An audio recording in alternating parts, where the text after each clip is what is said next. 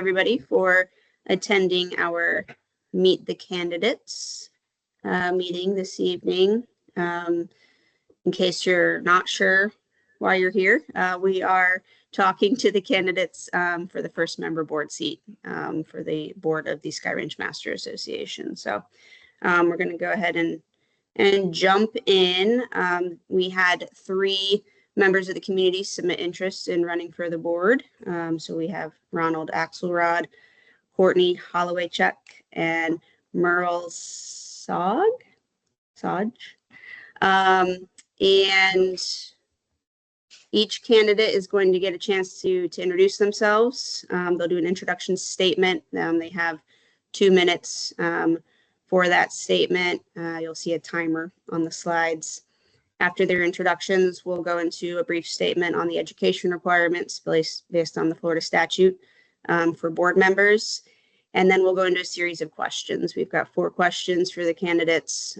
Each candidate will have an opportunity to answer all 4 questions, and we'll rotate who gets to begin with each question. So unfortunately, it looks like Ronald Axelrod is having some technical difficulties, not able to jump on. So he's not on the meeting just yet. So we're just going to go ahead and go straight to Courtney. And Courtney, we're going to unmute you. Brittany, you got that? Mm-hmm. And you. She should be able to unmute herself. Oh, Courtney, you can unmute yourself. Sorry. Perfect. There we go. Hi, And everyone. Thank you so much. Go ahead. Sorry. You're good. Thank you so much for joining tonight to meet the candidates. I greatly appreciate your time. I know that you guys have a lot of things going on. I have been a resident at Sky Ranch here for about 2 years this summer. My family and I love living here. I'm sure we chose the community for the same reasons you all did, that it was a place that looked open and inviting and a safe place for our families to grow. And that also gave us that resort style vibe. I have been the liaison committee chair for the last year now as of this month, and I have greatly enjoyed getting to know everyone within the community, how the community works, the different things that are our needs, both for CASIA and Esplanade, and working really towards bettering the community and making sure that it stays the way that we all envision it being. And I look forward to the opportunity to continue to do that for you all as the director on the board. Awesome. Thank you, Courtney. And then we'll go to Merle for his introduction statement. Good evening, everyone, and thank you for joining us. My name is Merle Sogge, and we've been in this development now for 4 years. We moved from California. We were in California for 50 years, and before we decided to retire, we took 2 years to look around the country to see where we were going to retire, and we settled on Florida. And I have a very good friend who lives in Fort Myers, and we looked at the Taylor Morrison development down there. But my friend said we should look up at Sarasota. So we looked at Sarasota, saw what it had to offer, and saw that Taylor Morrison had this new development that they were opening up. So we put our application in to build a home, and we were successful in that. And we're very glad that we have moved here. I've been the chairman of the hearing committee for the last 2 years. We have been involved in the community. We are participated in a senior development committee for all of Sarasota County. And we also are active in the Sarasota Police Department with Court Rots.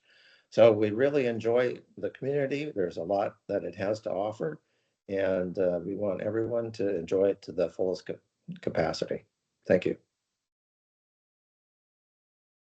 Excellent. Thank you. All right. So just a brief slide here. I'm not going to read the whole thing to you.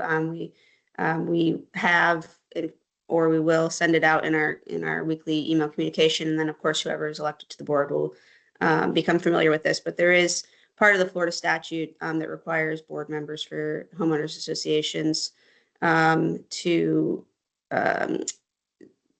to complete an education class for the board, and then that certificate needs to be done every 4 years. So it's just something that helps with the I guess with the knowledge and education that comes along with serving on the board. So that will be done by whoever is elected. All right, we're going to jump into the questions. Courtney will answer first for question 1, and then we'll rotate back and forth as we move through. And again, each candidate will have 2 minutes to answer each of these questions. So question number 1, what is your vision for the community in the next 5 to 10 years? And if elected to the board, what community-related issue would be your first priority to focus on?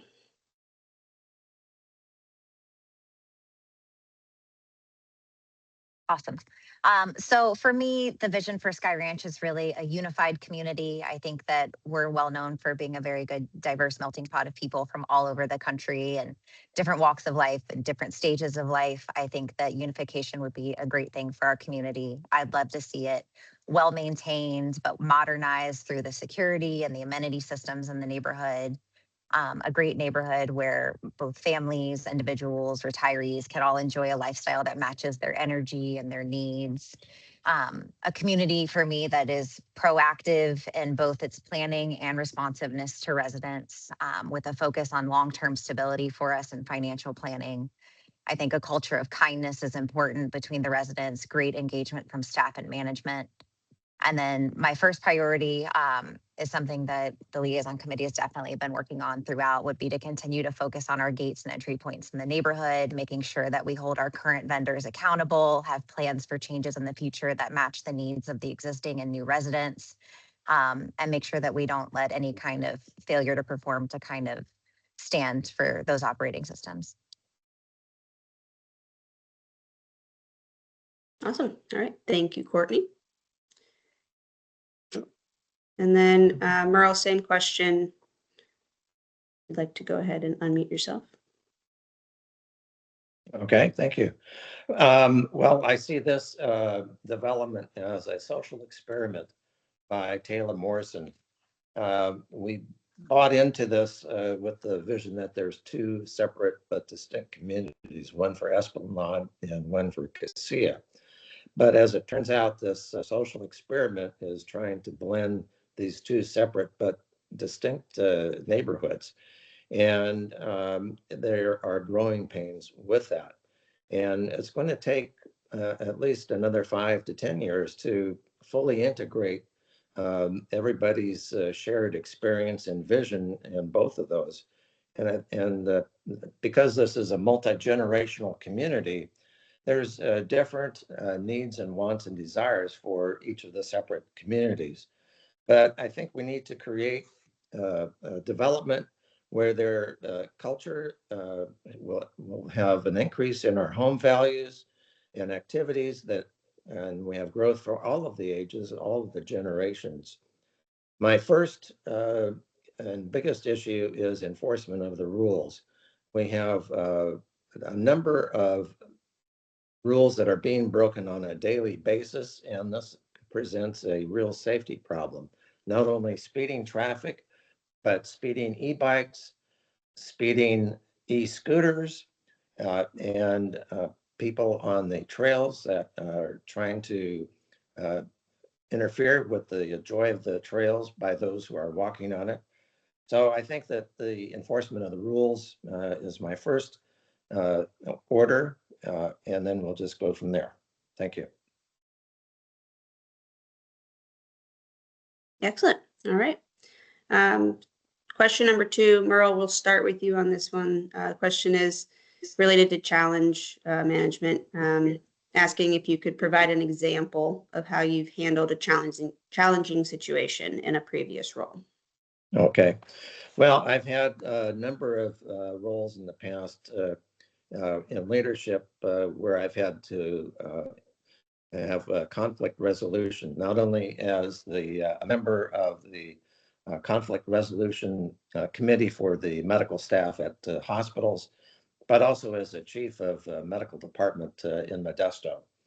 And as you can imagine, trying to herd cats is very difficult, and that's what you're doing with herding physicians. So it is extremely challenging, and especially during the COVID times, those were very, very stressful on the medical and nursing staff. And we had to provide care, and it really stressed everybody out. And as you can imagine, um, uh, the nurses and the physicians were putting themselves in danger every day, but it was our duty and responsibility to provide that care. And also, I've successfully raised 5 great children, and that's probably my most joyful accomplishment. Uh, they don't come with a handbook or anything, but each is unique, but they truly are the joy of my life.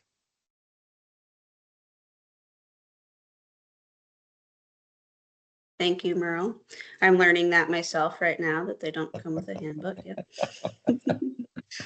I don't think I'm going to go for 5, though. I think we're going to stay with 2. But, okay, Courtney, same question to you. Thank you, Merle, for all that you did during COVID. I love that you do medical, and all of your doctor experience is very appreciated. I was in construction management during COVID, which was a very different world outside, where it was wild and wild westy. But I worked in the world of construction project management and worked for a custom home builder and did property management for his portfolio. And in order to learn the trade, we made the deal that I would manage his portfolio of homes as he taught me how to do construction project management. And then the project manager broke his leg in 3 places on my second day of work.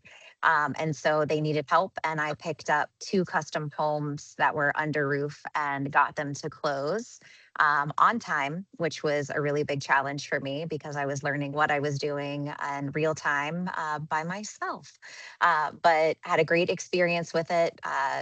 Learned the curve without it affecting our clients and homeowners in the end. And they got a really great product home that they are still in, and they still keep in contact with me. So very grateful for the opportunity and the challenge that comes in the roles that sometimes you don't know the curveballs you're about to get handed. So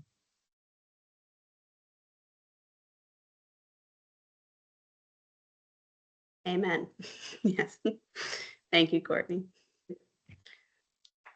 All right, question number 3, Courtney, we'll start with you on this one. This is related to community engagement. How do you plan to engage residents and encourage their participation in community events and meetings?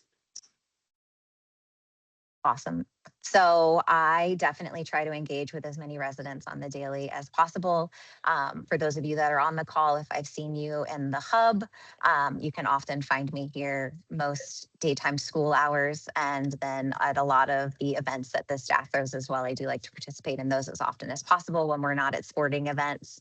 I also am trying to be active within our respective, Sky Ranch homeowners page with any information to try to share there as well to increase community engagement in a positive way.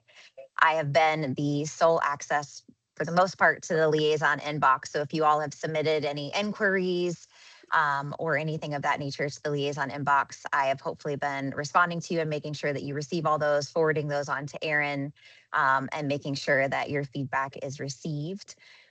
You can also always find me engaging with residents over at the school. I'm on the PTO board at Sky Ranch School across the street, and I love being active in our community and the school community as often as possible. So looking forward to continuing to try to gain more resident involvement. I know we have a lot of resident voices in the community, and sometimes those schedules of our lives don't allow for us to be as engaged as we'd like to be. So hoping to figure out the best and most active way to get our community engaged if we can.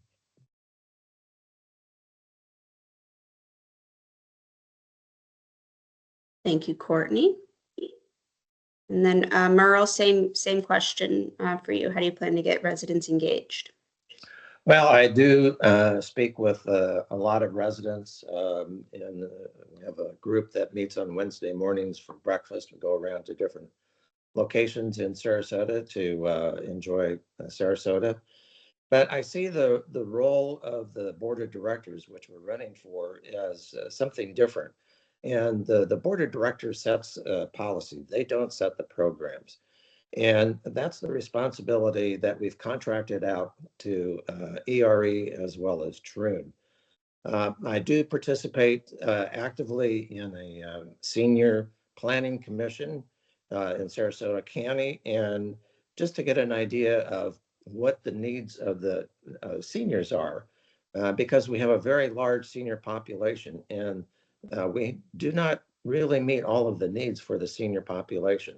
It's great that we have met some of the needs for the younger population with the kids and everything, which is great because they need to have that outlet.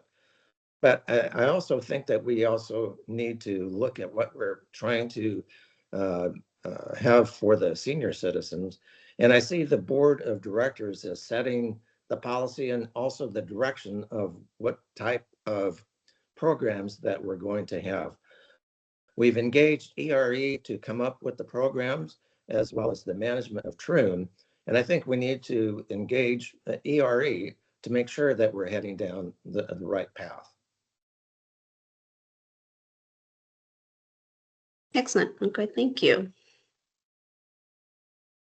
All right, and then this is going to be the final question. Merle, we'll start with you on this one.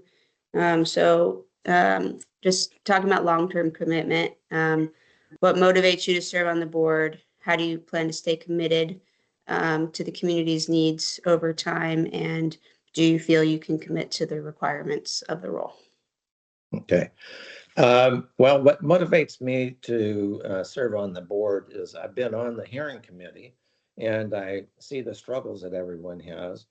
And I've also attended a lot of the community meetings that we've had. And I think it's time to step up to serve on the board so that we can, I would like to participate in how we can integrate this social experiment that we're all in. In terms of committed to our community needs over time, where we lived previously, we were very involved in the community in different functions and roles and committees and programs, and we're doing the same here. So I see us being involved in the community for a long term, as long as we are alive. And in terms of the requirements for the role, education role, I already have to do 50 continuing education hours a year. So another 4 hours a year is no big deal. So I'm deeply committed to this community and to the betterment of the community and everyone that lives here. Thank you. Love to hear it. And Courtney, I'm trying to reset the clock here for you. Same question. So for us, this was definitely moving to Florida was a big decision for our family. We have 2 boys and we didn't take the move lightly. And I chose the community with the purpose of finding a place that was safe and invigorating and a good challenge for them to grow up in a neighborhood that reminded me a lot of the values of what I had when I was younger, where they can bike safely and go to school right across the street and have friends. And you can always tell where people are by the bikes in the front yard, and just really getting active and engaged, but not have to go far away to do it was a big important thing for us. So we're in it for the long haul. My motivation to serve on the board is simple. I don't believe in sitting on the sidelines when you can be in the game. I'm definitely fully engaged in the community that we live in.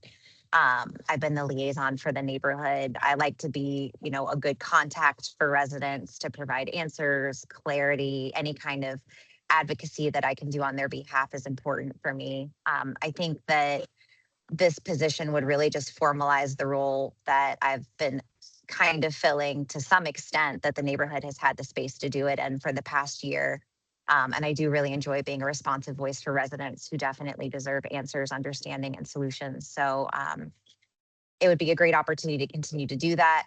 I do think that it's easy to stay committed. I've been doing it for the last year. I intend to do it for the long haul. And any kind of extra requirements for the role should be easy to fulfill when I'm already engaged with as many hours as I am a week. I look forward to continuing to serve the community. Awesome. Thank you very much.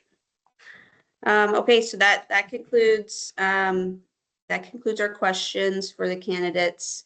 If you haven't seen our emails, we have for the past 2 weeks in our weekly email sent out the candidates' names and bios. A recap of tonight will be sent out. The video recording from the meeting will be emailed out, posted to the website as well, again, along with the candidates' names and bios.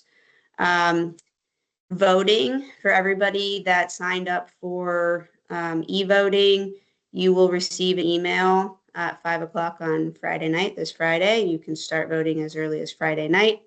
The mailed ballots for anybody who did not sign up to e-vote will be mailed on Friday. So you'll get those.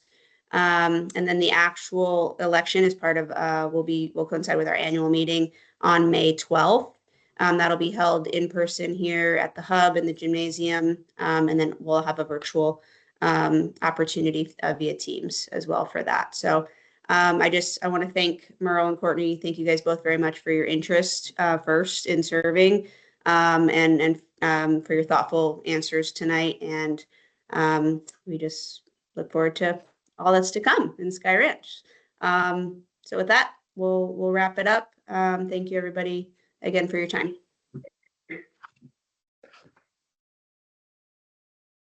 Thank you.